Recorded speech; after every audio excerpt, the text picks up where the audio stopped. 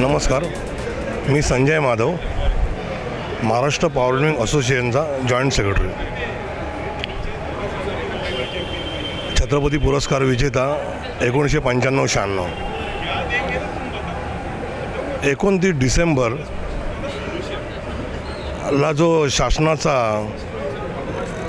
GR आला तो व्हॉट्सअपमध्ये माझ्या एका सहकार्याने पाठवला आणि तो बघून खरं तर धक्काच बसला.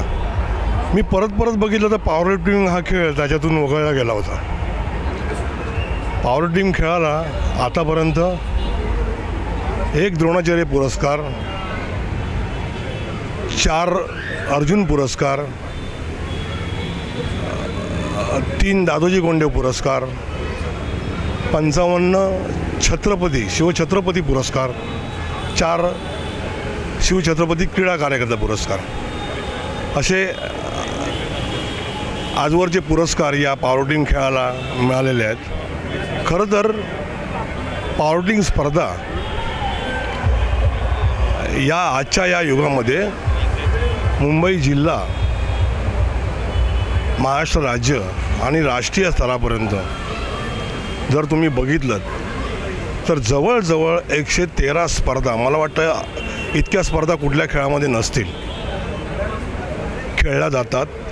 आणि आंतरराष्ट्रीय स्पर्धेसाठी जो राष्ट्रीय संघ निवडला जातो त्यामध्ये मॅक्झिमम जवळजवळ 50% खेळाडू हे महाराष्ट्राचे असतात.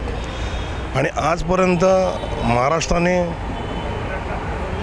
भरपूर आंतरराष्ट्रीय पदकं मिळवून देशाला एक नावलौकिक मिळवून दिलेलं आहे. अशा खेळाला छत्रपती पुरस्काराच्या यादीतून डावललं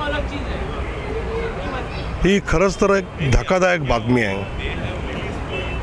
तर मी एक सिनियर खेळाडू म्हणून मी शासनाला विनंती करेल की या विषयाचा तुम्ही